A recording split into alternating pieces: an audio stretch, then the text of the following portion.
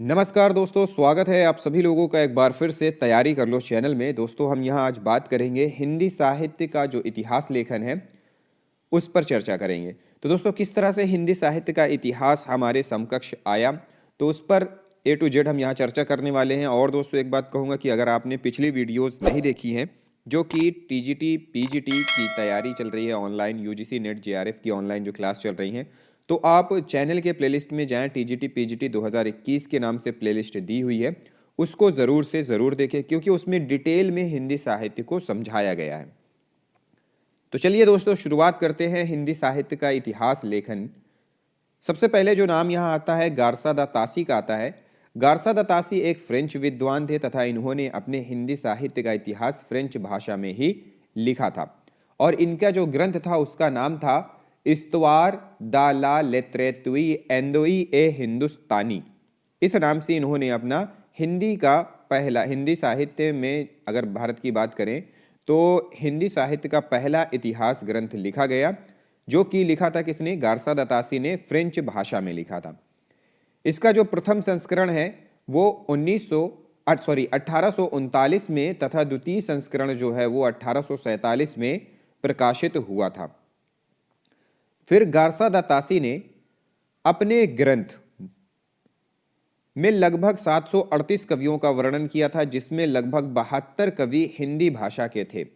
गारसा दा तासी ने कवियों का वर्णन किस प्रकार किया था? वर्ण क्रमानुसार किया था। गारसा दा तासी का जो ग्रंथ था इस्तवार दा ला लेत्रेतुई एंदोई ए हिंदुस्तानी, उसका हिंदी में अनुवाद किया था लक्ष्मी सागर जी ने हिंदुई साहित्य का इतिहास नाम से। हिंदुई साहित्य का इतिहास नाम से उन्होंने इसका अनुवाद किया था हिंदी में। फिर आते हैं दूसरे, जॉर्ज ग्रियर्सन। जॉर्ज ग्रियर्सन ने हिंदी साहित्य का इतिहास the modern vernacular literature of Hindustan नाम से सन 1888 ईस्वी में लिखा था। ग्रियर्सन ने पहली बार हिंदी साहित्य के इतिहास को कालखंडों में विभाजित किया था। ग्रियर्सन के बारे में ही कहा जाता है कि उन्होंने सबसे पहले कालखंड में विभाजन किया था हिंदी साहित्य के इतिहास को।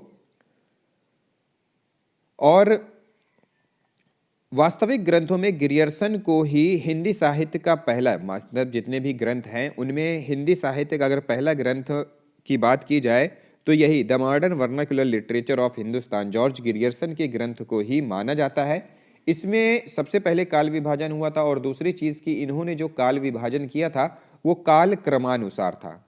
किस हिसाब से था? काल क्रमानुसार। लेकिन ऊपर जो हमने पढ़ा था गारसा दा तासी का, उन्होंने वर्ण क्रमानुसार वर्णन किया था कवियों का और इन्होंने किया था काल क्रमानुसार वर्णन।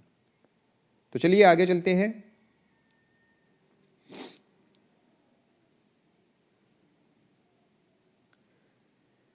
फिर है ग्रियर्सन ने हिंदी साहित्य को लगभग 5 भागों में बांटा था। ग्रियर्सन ने लगभग 952 से लेकर के 1000 कवियों का वर्णन अपने ग्रंथ में किया था। कहीं कहीं आता है कि 952 है और कहीं कहीं आता है कि 1000 कवियों का उन्होंने वर्णन किया था, तो दोनों चीज़ें यहाँ पे सही हैं। ग्रियर्सन ने भक्ति काल को स्वर्ण काल कहा था तथा श्याम सुंदर दास ने भक्ति काल को स्वर्ण युग कहा था। तो यहाँ पे दो चीज़ें और आ गई कि ग्रियर्सन ने क्या कहा था? स्वर्ण काल, और श्याम सुंदर दास जी ने क्या था? स्वर्ण युग काल कहा था। ग्रियर्सन के ग्रंथ का हिंदी में अनुवाद 1957 में किशोरी लाल गुप्त ने किया था। फिर अगर इसी लेवल की बात करें तो फिर नाम आता है शिव सिंह सेंगर जी का। शिव सिंह सेंगर द्वारा लिखित शिव सिंह सरोज हिंदी भाषा का हिंदी में लिखा गया पहला इतिहास लेखन है। शिव सिंह सरोज शिव सिंह सेंगर के द्वारा लिखा गया हिंदी साहित्य का पहला इतिहास ग्रंथ है। फिर आता है मिश्र बंधु। इसमें क्या है कि मिश्र बंधुओं में 3 मिश्र बंधु आते हैं और उनके बारे में भी कभी कभी पूछ लेता है कि इन तीनों का नाम क्या है, मतलब जो मिश्र बंधु हैं उनमें कौन कौन से मिश्र बंधु शामिल हैं।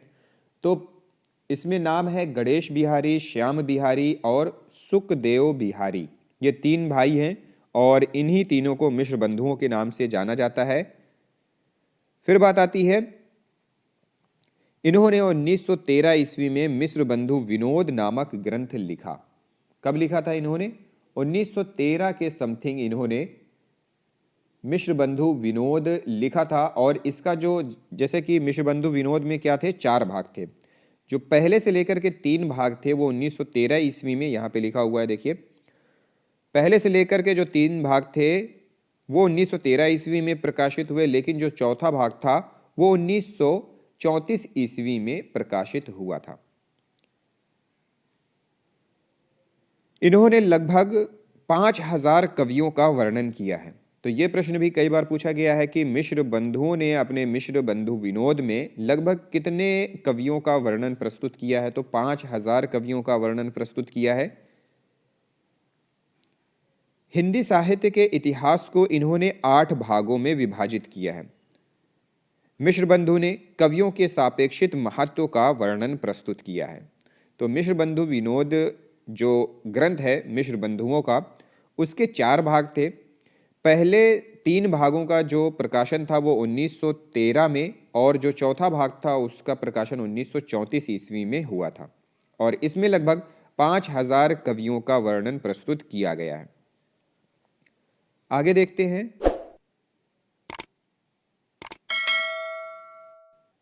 अब बात आती है आचार्य रामचंद्र शुक्ल का हिंदी साहित्य का इतिहास लेखन। नागरी प्रचारणी सभा की जो स्थापना हुई थी 16 जुलाई 1893 में हुई थी। 16 जुलाई 1893 में हुई थी, जिसकी स्थापना बाबू श्याम सुंदर दास जी ने की थी। इसकी स्थापना किसने की थी? बाबू श्याम सुंदर दास जी ने की थी। पंडित राम नारायण मिश्र तथा ठाकुर शिव कुमार सिंह जैसी विभूतियों का इसमें महत्वपूर्ण योगदान था। आचार्य रामचंद्र शुक्ल हिंदी के साहित्यकार एवं कोशकार रहे हैं। ये हिंदी शब्द सागर के संपादक मंडल के सदस्य भी रहे हैं। इन्होंने आचार्य किशोरीलाल वाजपेयी के साथ मिलकर अच्छी हिंदी का आंदोलन चलाया और हिंदी का मानकीकरण किया। इन्होंने सन 1919 में महात्मा गांधी नामक पुस्तक भी लिखी थी। फिर बात करते हैं कि इन्होंने एक हिंदी साहित्य का इतिहास भी लिखा था जो उनकी नागरी प्रचारणी सभा से प्रकाशित हुआ था, और इसे कुछ दिनों बाद स्वतंत्र पुस्तक का रूप भी दे दिया गया था। इसी को हिंदी साहित्य का इतिहास के नाम से प्रकाशित कर दिया गया था। इसमें शुक्ल जी ने लगभग 9 वर्षों के इतिहास को 4 कालखंडों में विभाजित किया था। संपूर्ण भक्ति काल को भी 4 खंडों में इन्होंने बांटा था। शुक्ल जी ने युगीन प्रवृत्तियों पर विशेष ध्यान दिया था। कबीर ने इस्लामी जोश के साथ हिंदू धर्म का खंडन किया था। यह कथन है रामचंद्र शुक्ल जी का। आचार्य रामचंद्र शुक्ल ने इतिहास जुटाया है, जगाया नहीं है, यह कथन है जैनेन्द्र कुमार का आचार्य रामचंद्र शुक्ल के लिए। तो फिर अगले आलोचक, अगले जो इतिहासकार हैं वो हैं डॉक्टर राम कुमार वर्मा। हिंदी साहित्य का आलोचनात्मक इतिहास नामक ग्रंथ इन्होंने लिखा था। क्या था? हिंदी साहित्य का आलोचनात्मक इतिहास, डॉक्टर राम कुमार वर्मा जी का। आगे देखते हैं। फिर है हिंदी भाषा व साहित्य का इतिहास। यह ग्रंथ सन 1930 ईस्वी में अयोध्या सिंह उपाध्याय हरिऔध जी के द्वारा किया गया था। अयोध्या सिंह उपाध्याय हरिऔध जी के द्वारा सन 1930 ईस्वी में। फिर आता है हिंदी साहित्य का विवेचनात्मक इतिहास। यह ग्रंथ है सूर्यकांत शास्त्री द्वारा लिखा गया। फिर है हिंदी साहित्य का इतिहास, हिंदी भाषा व साहित्य का इतिहास। यह इतिहास ग्रंथ चतुरसेन शास्त्री द्वारा लिखा गया था। फिर है हिंदी साहित्य का वैज्ञानिक इतिहास। यह ग्रंथ गणपति चंद्र गुप्त द्वारा लिखा गया था। फिर है हिंदी साहित्य का अतीत। इस इतिहास ग्रंथ को 2 भागों में विश्वनाथ मिश्र द्वारा लिखा गया था। फिर है हिंदी साहित्य का इतिहास दर्शन। इस ग्रंथ के रचनाकार नलिन विलोचन शर्मा हैं। फिर है हिंदी भाषा का विकास। इस इतिहास ग्रंथ को 2 भागों में बाबू श्याम सुंदर दास व कोविद रत्नमाला के द्वारा लिखा गया था। बाबू श्याम सुंदर दास व कोविद रत्नमाला के द्वारा। फिर है, आगे देखते हैं,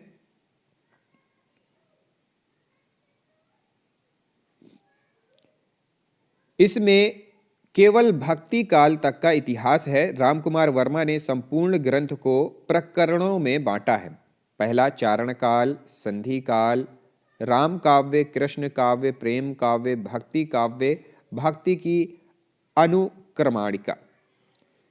डॉक्टर रामकुमार वर्मा जी ने स्वयंभू को हिंदी का पहला कवि, स्वयंभू जी को हिंदी का पहला कवि माना है।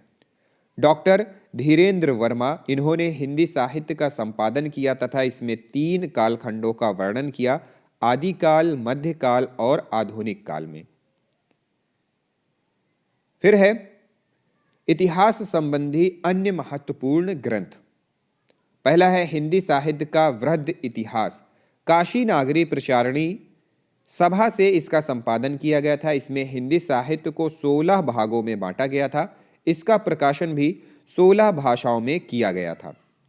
फिर है रीति काव्य की भूमिका। इस इतिहास ग्रंथ को डॉक्टर नगेंद्र ने लिखा है। फिर है उत्तर भारत की संत परंपरा। यह ग्रंथ डॉक्टर परशुराम चतुर्वेदी द्वारा लिखा गया है। फिर है हिंदी साहित्य का आधा इतिहास। यह इतिहास ग्रंथ सुमन राजे के द्वारा लिखा गया है। फिर है हिंदी साहित्य का संक्षिप्त इतिहास। यह इतिहास ग्रंथ विश्वनाथ त्रिपाठी द्वारा लिखा गया है। आगे है हिंदी साहित्य की कहानी या हिंदी साहित्य का मौखिक इतिहास। यह इतिहास ग्रंथ प्रभाकर माचवे द्वारा लिखा गया है। हिंदी साहित्य के इतिहास का नामकरण देख लेते हैं, किसने क्या कहा। बहुत ही महत्वपूर्ण है और कई बार इससे पूछा भी जा चुका है।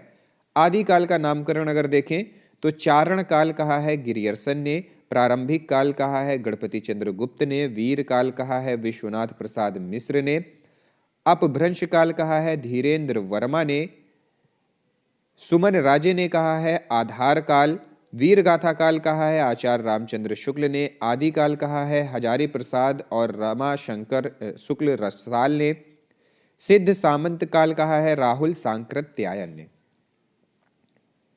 फिर है भक्ति काल। भक्ति काल को किसने क्या नाम दिया? माध्यमिक काल कहा है मिश्र बंधु ने, भक्ति काल कहा है आचार्य रामचंद्र शुक्ल ने, पूर्व मध्य काल कहा है आचार्य हजारी प्रसाद द्विवेदी ने और गणपति चंद्र गुप्त ने। फिर आगे है रीतिकाल। रीतिकाल का नामकरण रीति काव्य कहा है जॉर्ज गिरियर्सन ने, अलंकृत काल कहा है मिश्र बंधु ने, श्रृंगार काल कहा है विश्वनाथ प्रसाद मिश्र ने, उत्तर मध्य काल कहा है हजारी प्रसाद द्विवेदी ने, कला काल कहा है रमाशंकर शुक्ल रसाल ने, रीति काल कहा है आचार्य रामचंद्र शुक्ल ने, अपकर्ष काल कहा है गणपति चंद्र गुप्त ने और अंधकार काल कहा है कुल श्रेष्ठ ने। वहीं अगर आधुनिक काल की बात करें तो आधुनिक काल को वर्तमान काल कहा है विश्व बंधुओं ने, गद्य काल कहा है आचार्य रामचंद्र शुक्ल ने, आधुनिक काल कहा है हजारी प्रसाद द्विवेदी जी ने। अब बात करते हैं आदिकाल के प्रमुख कवियों की। शिव सिंह सेंगर पुष्प या पुंज को 6वीं सदी का मानते हैं, राहुल सांकृत्यायन सरहपाद को 769 ईस्वी तक का मानते हैं। अधिकतर ने सरहपाद को हिंदी का प्रथम कवि माना है। अधिकतर जो कवि हैं, इतिहासकार हैं, उन्होंने सरहपाद को हिंदी का प्रथम कवि माना है। डॉक्टर रामकुमार वर्मा ने स्वयंभू को माना है, हजारी प्रसाद द्विवेदी ने अब्दुल रहमान को माना है, गणपति चंद्र गुप्त ने शालीभद्र सूरी को माना है, जॉर्ज गिरियर्सन ने चंद्रवरदाई को माना है, नगेंद्र ने देवसेन श्रावकाचार्य जिनकी रचना है उनको माना है। दोस्तों, अगर यह वीडियो आपको पसंद आई हो तो वीडियो को लाइक, वीडियो को शेयर और चैनल को सब्सक्राइब जरूर करें। अगली वीडियो में हम मिलेंगे अगले टॉपिक के साथ, जैसा कि यूजीसी नेट, जेआरएफ और टीजीटी पीजीटी के क्लास में हम मिलते हैं। तो इस वीडियो के लिए बहुत बहुत धन्यवाद।